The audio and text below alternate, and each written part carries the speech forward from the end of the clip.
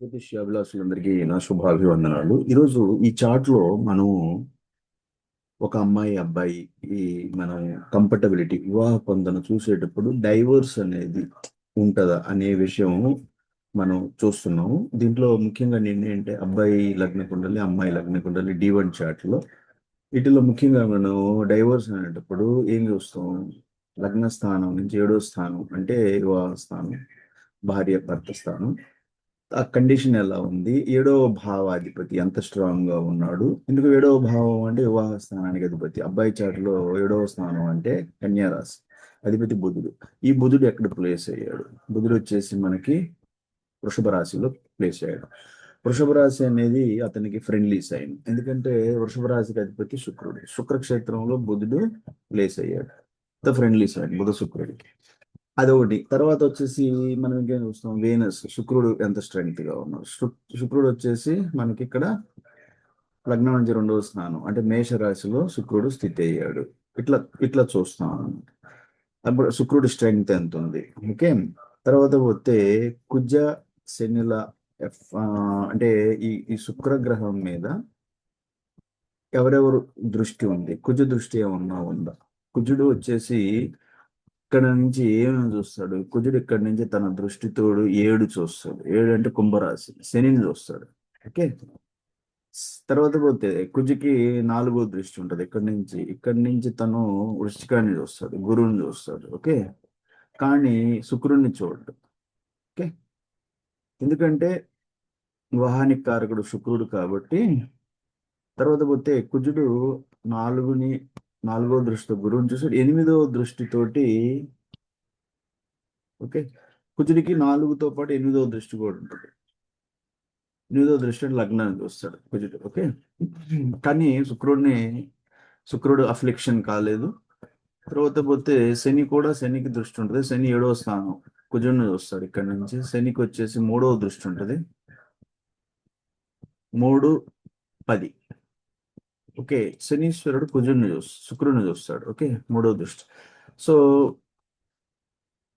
శుక్రుడు పెద్దగా అఫ్లిక్షన్ అనేది మనం లేదు కాబట్టి, శని అంటే చూసినా కూడా శని అంటే డిలే చేస్తాడు, అంతేగాని సపరేషన్కి కారకుడు ఎప్పుడు కాడనమాట. ఓకే.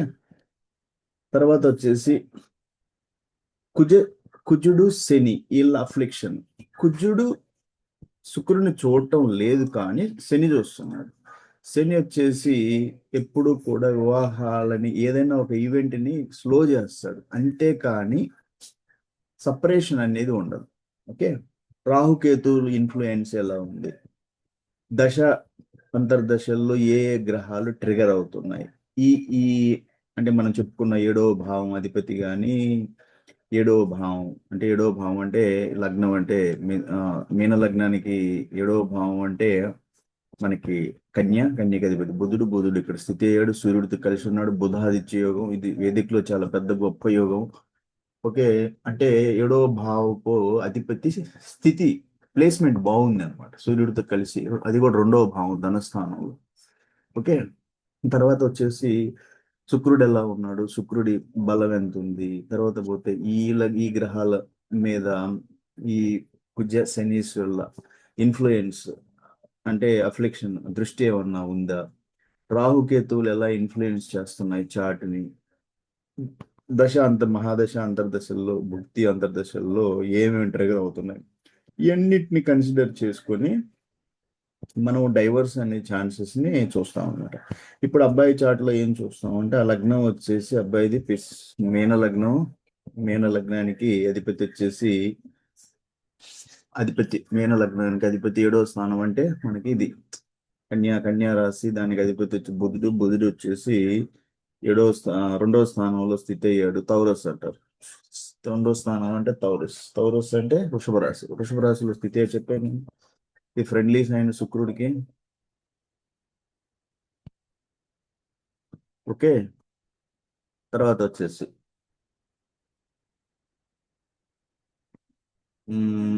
ఓకే. తర్వాత దీన్ని బట్టి మనకి ఏం అర్థమవుతుందంటే, 7వ భావము అధిపతి బుధుడు, తనకి ఫ్రెండ్లీస్ అయినటువంటి శుక్ర రాశిలో స్థితి అయ్యాడు. ఓకే. కాబట్టి దీన్ని ఈ ఈ కండిషన్ మనకి ఏం చెప్తుంది అంటే రెడ్యూస్ చేస్తుంది డైవర్స్ ని. ఎందుకు ఎందుకు రెడ్యూస్ చేస్తుంది? 7వ భావము కన్యా రాశికి అధిపతి బుధుడు తన వృషభ రాశిలో ఉన్నాడు.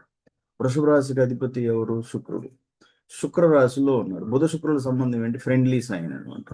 శత్రుత్వం లేదు ఇక్కడ. ఓకే. తర్వాత వచ్చేసి శుక్రుడు వివాహానికి కారకుడు.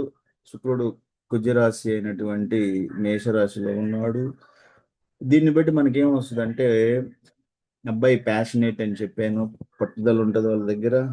పట్టుదల పోతే శుక్రుడి వల్ల అట్రాక్షన్ బాగా స్ట్రాంగ్ గా ఉంటది. అందుకే శుక్రుడి ప్లేస్మెంట్ బాగుంది కాబట్టి ఒక్కోసారి ఇంపేషన్స్ ఉండొచ్చు. ఇంపేషన్స్ అంటే కొంచెం సహనంగా లేకపోయిన, అది ప్రతి మనిషిలో ఉంటది. ఎక్కువ పని భారం వల్ల, వర్క్ ప్రెషర్ వల్ల రిలేషన్షిప్ లో కొంచెం జాగ్రత్తగా ఉండాలి ఇది. కాబట్టి సివియర్లీ ఎఫెక్ట్ కాలేదు కాబట్టి మ్యారేజ్ స్టెబిలిటీ ఉంటుంది, రిమైన్స్. ఓకే. తర్వాత పోతే అమ్మాయి చార్ట్ చూసేటప్పుడు అమ్మాయి చార్ట్ లో లగ్నం వచ్చేసి అమ్మాయిది జమినీ లగ్నం. జమినీ అంటే మిథున లగ్నం. మిథునలను జమినీ అంటారు. లగ్నాధిపతి వచ్చేసి ఇక్కడ కూడా ఇక్కడ బుధుడే లగ్నాధిపతి. ఓకే. పోతే లగ్నాధిపతి బుధుడు 7వ స్థానం అంటే ధనురాశి, అధిపతి ఎవరు? గురువు. పోతే ఈ ధనురాశికి అధిపతి అయిన గురువు ఎక్కడున్నాడు? మీనంలో సొంత క్షేత్రంలో ప్లేస్ అయ్యాడు. సో 7వ స్థానాధిపతి సొంత క్షేత్రంలో ప్లేస్ అవ్వటము, తర్వాత సొంత క్షేత్రంలో, తర్వాత వచ్చేసి ఇది ఒక మంచి మ్యారేజ్ ఇండికేటర్. ముందే చెప్పున్నాను, ఎందుకంటే గురువు బలంగా ఉన్నాడు కాబట్టి వివాహానికి మంచి మ్యారేజ్ ఇండికేటర్ అవుద్ది. ఈ రెండు ఇది కూడా దీనివల్ల ఏమొస్తుంది అంటే ఒక స్ట్రాంగ్ ధార్మిక మనకి మ్యారేజ్. ఓకే. ధార్మిక మ్యారేజ్. ధార్మిక అంటే ధర్మం ఇల్లు అంటే చాలా వరకు ఇల్లు దైవత్వానికి అంటే ఇంక్లినేషన్ టువర్డ్స్ ద గాడ్ అంటారు. ఓకే. వీళ్ళకి వచ్చేసి హస్బెండ్కి ఎక్కువ సపోర్టివ్ గా ఉంటారు కాబట్టి వీళ్ళకి డైవర్స్ ఛాన్సెస్ చాలా లోగా ఉంటాయి. శుక్రుడు వచ్చేసి ఎక్కడ ఉన్నాడు? బాబు శుక్రుడు వచ్చేసి ఇది చాలా ఇంపార్టెంట్. శుక్ర గురువు వీళ్ళిద్దరు కలిసి ఉండటం అనేది, గురుచంద్రులు వచ్చేసి గజకేసరి యోగము, శుక్ర గురువులు కలిసి ఉండటము, ఇది చాలా గొప్ప విషయం అనమాట. ఎందుకంటే శుక్రుడు ఇక్కడ కూడా ఉచ్చ స్థితి పొందాడు. అది కూడా చెప్పాను, గురువు సొంత క్షేత్రంలో ఉండడం, శుక్రుడు ఉచ్చ స్థితిలో ఉండడం, కాకపోతే బాల్య స్థితిలో ఉన్నాడు. చెప్పాను డిగ్రీలు కొంచెం చిన్న డిగ్రీ.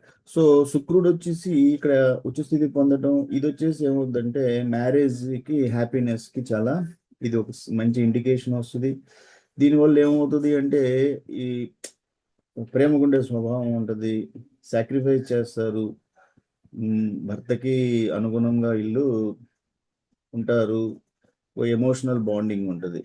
సో చెడు గ్రహ ప్రభావాలు ఇక్కడ పెద్దగా మనకి ఏమీ లేవు. ఓకే. ఎందుకంటే కుజుడు ఇక్కడి నుంచి చూస్తే, కుజుడు 7ని చూస్తాడు. 7 అంటే ఇక్కడి నుంచి శనిని చూస్తాడు.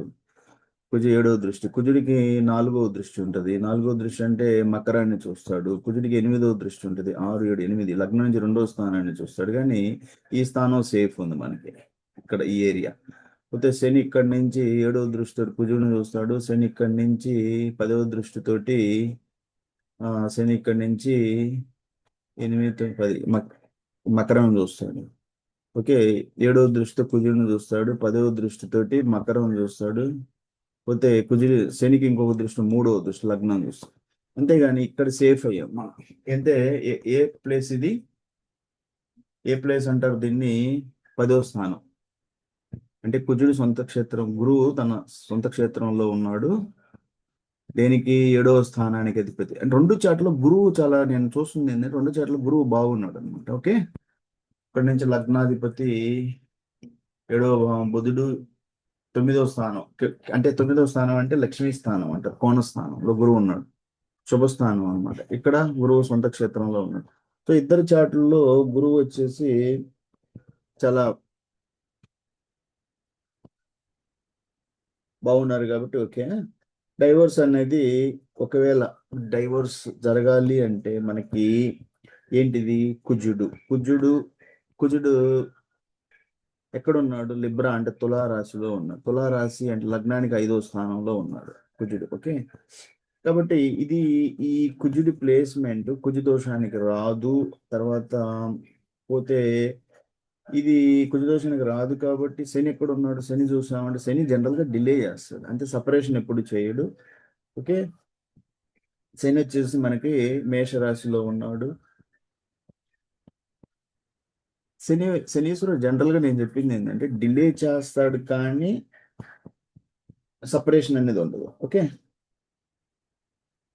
తర్వాత పోతే రాహుకేతువులు వీళ్ళ ఇన్ఫ్లుయెన్స్ ఏముంటది. రాహు 2వ స్థానంలో ఉన్నాడు, కుటుంబ స్థానం. కేతువు వచ్చేసి 8వ స్థానం, ఆయు స్థానంలో కేతువు ఉన్నాడు.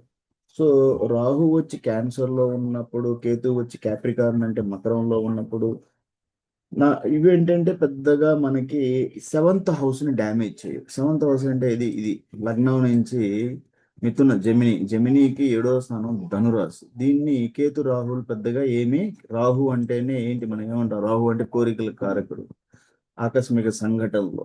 ఓకే, రెండింటికి రాహు కారకుడు. కేతు అంటే మోక్షం. కాకపోతే లగ్నానికి అధిపతి, లగ్నం నుంచి 7వ స్థానం, 7వ స్థానానికి రాహుకేతువుల ఇన్ఫ్లుయెన్స్ పెద్దగా ఏమీ లేదనమాట. అంటే డైరెక్ట్ గా డ్యామేజ్ చేయటం లేదు 7వ హౌస్ని.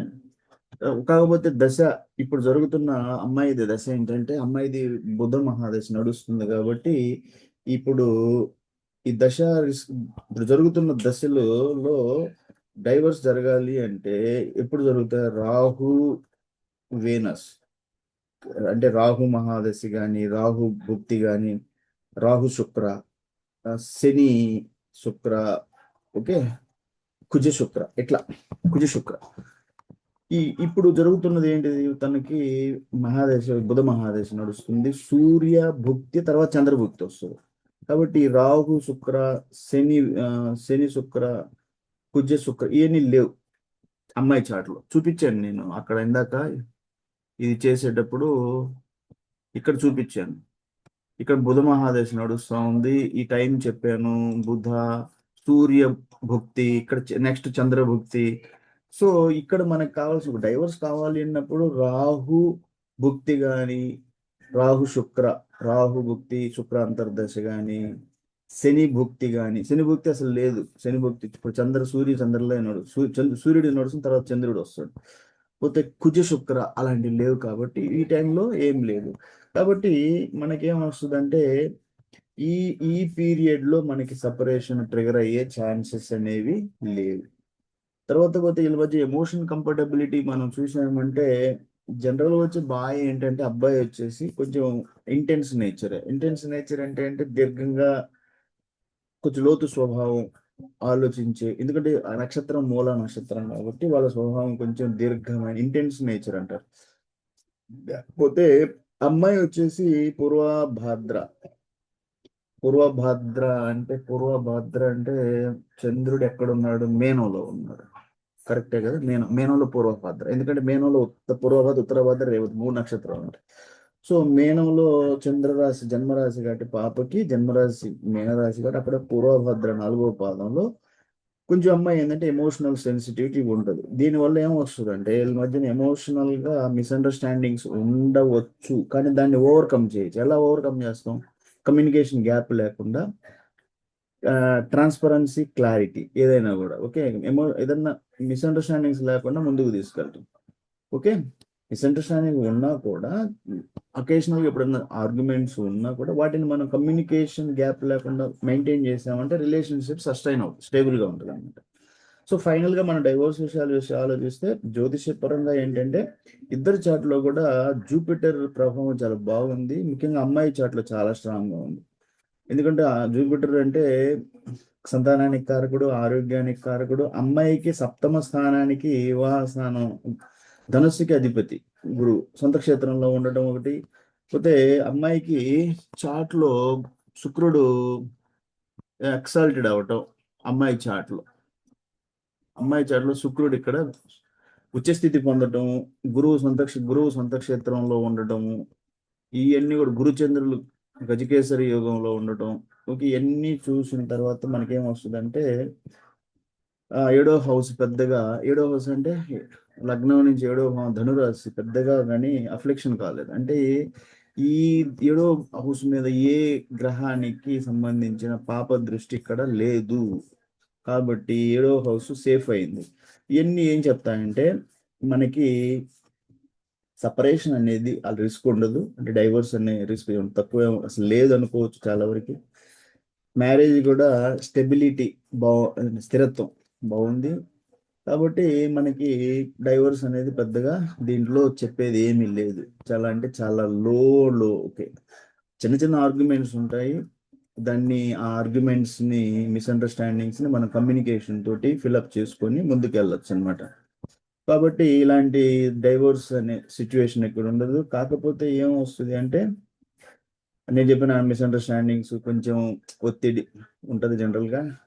కొంచెం జనరల్గా ఏంటంటే కోపతాపాల్లో కొంచెం టెంపరీ సపరేషన్ ఉంటాయి. కాబట్టి మీరు దాన్ని పర్మనెంట్ డైవోర్స్ అనేది లేదు. సో ఓవరాల్గా మ్యారేజ్ స్టెబిలిటీ స్థిరత్వం గురించి మనం ఆలోచించాము అంటే మనకి ఇంకొక విషయం ఏంటంటే వీళ్ళ నక్షత్రాలు ఉన్నాయి చూసారా, ఏ నక్షత్రం అబ్బాయిది మూలా నక్షత్రం, అమ్మాయిది పూర్వ, ఈ రెండు కూడా ఆ నక్షత్ర బేస్డ్ కార్మిక్ అంటే కర్మ సంబంధమైన రిలేషన్ అంటారు. అందుకని ఈ మ్యాచ్ నేను ఏంటంటే వీళ్ళు ఏదో జన్మలో ఈ జన్మకు వచ్చేసి వివాహ బంధంలో బంధించబడాలి అనే ఒక కర్మ బంధంలో ఉన్నారు. కాబట్టి ఇది గుడ్ మ్యాచ్ అవుతుంది.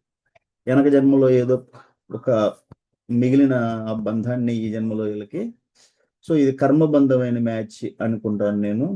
ఓకే, తర్వాత వచ్చేసి మనం ఇంకా చూడాల్సింది ఏంటంటే నేను అదే చెప్పాను, ఈ గురు శుక్రుల సంబంధం అని చెప్పాను, అట్రాక్షన్ వచ్చేసి. ఓకే, సరే నెక్స్ట్ వచ్చేసి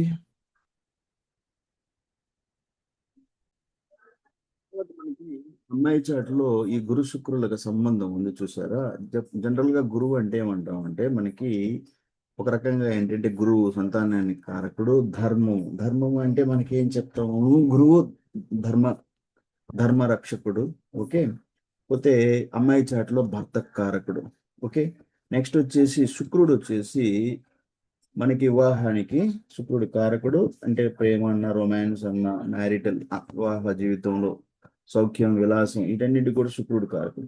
కాబట్టి అమ్మాయి చాటులో ఒక గొప్ప విషయం ఏం చెప్తున్నానంటే గురువు ఈ నక్షత్రం సొంత క్షేత్రంలో ఉండటము, శుక్రుడు కూడా ఇదే సొంత క్షేత్రం అంటే ఎక్సాల్ట్ అవటం, ఇక ఉచ్చ స్థితిని పొందటం, ఇది చాలా రేర్ కాంబినేషన్. ఇది ఇలాంటి దొరకటం అంటే దీంట్లో ఏమొస్తాయంటే ఈ జాతకురాలు హస్బెండ్ కి చాలా అన్యోన్యతగా ఉండే ఛాన్సెస్ ఎక్కువగా ఉంటాయి అన్నమాట.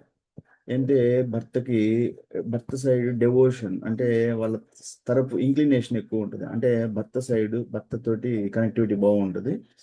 సో ఒకవేళ చిన్న చిన్న మిస్టేక్స్ ని కూడా ఫర్గివ్ చేసే కెపాసిటీ అంటారు దాన్ని. ఓకే, ఎమోషనల్ ఒక బాండింగ్ ఉంటుంది. తర్వాత మ్యారేజ్ ని మెయింటైన్ చేయాలి అంటే దాన్ని స్థిరత్వం, ఆ స్టెబిలిటీని మెయింటైన్ చేయాలనే ఒక కోరిక ఆమెకు ఉంటుంది అనమాట.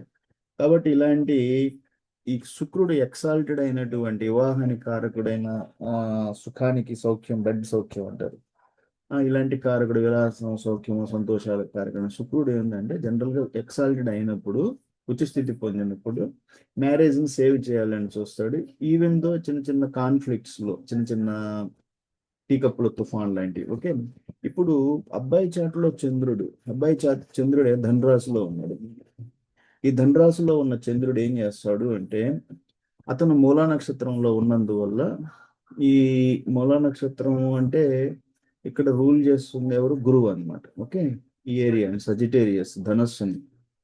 దీని ఏమొస్తుందంటే అమ్మాయి చాట్లో జూపిటర్ ఎంత స్ట్రాంగ్, గురువు ఎంత స్ట్రాంగ్ గా ఉన్నాడో ఆ గురువు ఇక్కడ ఏం చేస్తాడు అంటే జనరల్ గా ఈ మూన్ ఇక్కడ కూడా ఇది ధనురాశిలోనే ఉన్నాడు ఈ చంద్రుడు. కాబట్టి ఈ అమ్మాయి చాట్లో ఉన్న గురువు స్ట్రాంగ్నెస్, ఇక్కడ అబ్బాయి చాట్లో ఉన్నటువంటి చంద్రుడు ధనురాశిలో ఉన్నాడు, మూలా నక్షత్రానికి ఉన్నాడు. కాబట్టి అమ్మాయి చాట్లోని గురువు స్ట్రాంగ్నెస్ అబ్బాయి చాట్లోని ఈ చంద్రుడిని కూడా సపోర్ట్ చేస్తుంది. దీనివల్ల ఏమవుతుందంటే చంద్రుడు అంటే ఎమోషన్స్, మానసిక స్థితి. ఓకే, ఎమోషనల్ కంఫర్ట్, వాళ్ళ మధ్యన ఒక ఎమోషనల్ బాండింగ్ అనేది ఉంటుంది. ఒకరినొకరు అండర్స్టాండ్ చేసుకుంటారు. స్పిరిచువల్ గా నేను మొదటి నుంచి చెప్తా వస్తాను, స్పిరిచువల్ బాండింగ్, వీళ్ళు కార్మిక్ బాండింగ్ అంటారు. కర్మబంధమైన బాండింగ్ అన్నమాట. సో ఈ రెండింటికి మనం ధర్మానికి సంబంధించిన యాక్సిస్ తోటి మనం డిస్కస్ చేసినప్పుడు నేను మొదటి నుంచి చెప్పాను, both are inclination towards the dharma and spirituality, karmic relations, philosophical గా వాళ్ళ డిస్కషన్స్ ఉంటాయి.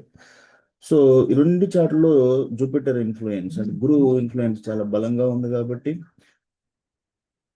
ఇక్కడ జూపిటర్ వచ్చేసి ఎక్కువ డామినెంట్ ప్లానెట్ గా ఉంది కాబట్టి జూపిటర్ ఇన్ఫ్లుయెన్స్ అబ్బాయి చాట్లో అమ్మాయి చాట్లో, అబ్బాయి చాట్లో జూపిటర్ ఇన్ఫ్లుయెన్స్ బాగుంది, అమ్మాయి చాట్లో జూపిటర్, ఎందుకంటే అబ్బాయి చాట్లో జూపిటర్ అంటే 9వ స్థానం, లగ్నం నుంచి 9వ స్థానం, కోణ స్థానం అంటారు, లక్ష్మీ స్థానం.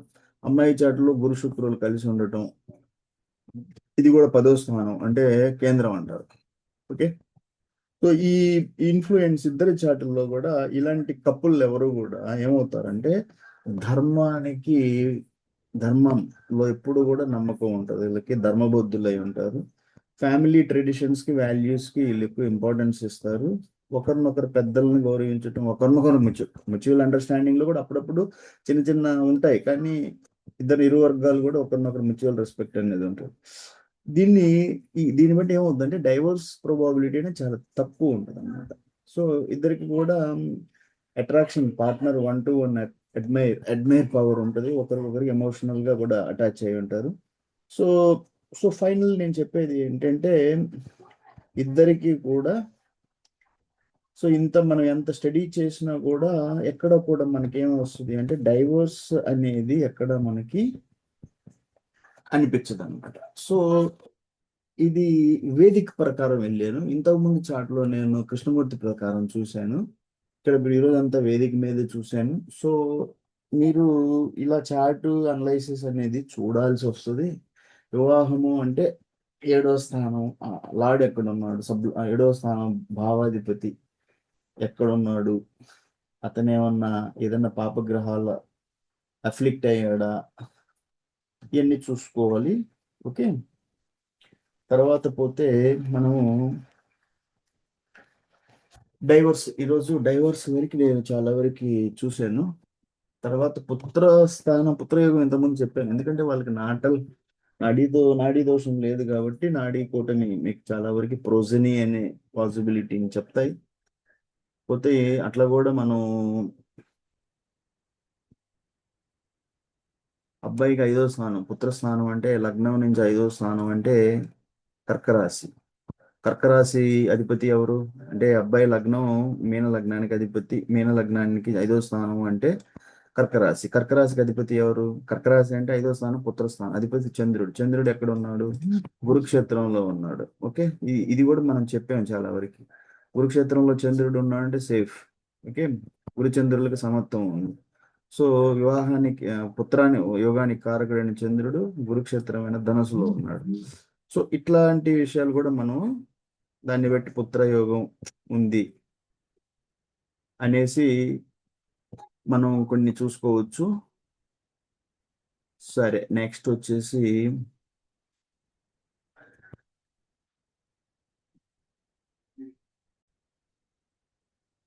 ఇద్దరికి పుత్రయోగం గురించి మనం ఆలోచించేటప్పుడు అమ్మాయి చాట్లో ఏంటంటే గురువు వచ్చేసి చాలా సొంత క్షేత్రంలో ఉంటాం. వివాహానికి సంతానానికి కారకుడు ఎవరంటే గురువు అనమాట.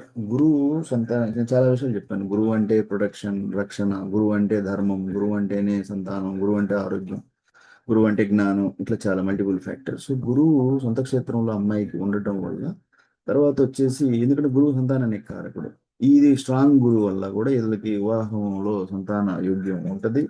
తర్వాత నెక్స్ట్ వచ్చేసి అబ్బాయి చాట్లో గురువు వచ్చి రెట్రోగ్రేడ్ అవ్వటం, ఒకటి రెట్రోగ్రేడ్ అయ్యాడు అబ్బాయి చాట్లో, రెట్రోగ్రేడ్ అయ్యాడా, అమ్మాయి చాట్లో రెట్రోగ్రేడ్, అమ్మాయి చాట్లో గురువు ఎక్కడ ఉన్నాడు, గురు రెట్రోగ్రేడ్ కాలేదు, అబ్బాయి చాట్లో రెట్రోగ్రేడ్ అయ్యాడు. సో గురువు రెట్రోగ్రేడ్ అవ్వటం వల్ల ఏమొస్తుంది అంటే జనరల్గా రెట్రోగ్రేడ్ గ్రహం అంటే కొంచెం డిలే ఉంటుంది. సో సంతానానికి కారకుడైన గురువు అబ్బాయి చాట్లో రెట్రోగ్రేడ్ అయినప్పుడు సంతాన విషయంలో కొంచెం అనేది అని డిలే అంటారు. సో దానికి మీరు ఏంటంటే కొంచెం రెమిడియల్ మెజర్స్ లోకి వెళ్ళాల్సి వస్తుంది. ఒక గురు స్తోత్రాలు అలాంటివి పఠించటం ఓకే చేస్తే మంచిది. సో సో అంటే సంతాన యోగం ఈజ్ ప్రామిస్డ్ అనమాట. దాని గురించి మీరు వర్రీ అవ్వాల్సినంత ఏం లేదు. సో నెక్స్ట్ వచ్చేసి వీళ్ళకి డైవర్స్ గురించి ఆలోచించాను నేను. ఆయి యోగం ఎలా ఉంది అన్నది కూడా కొంచెం చూద్దాం. ఆయి యోగంలో మనకి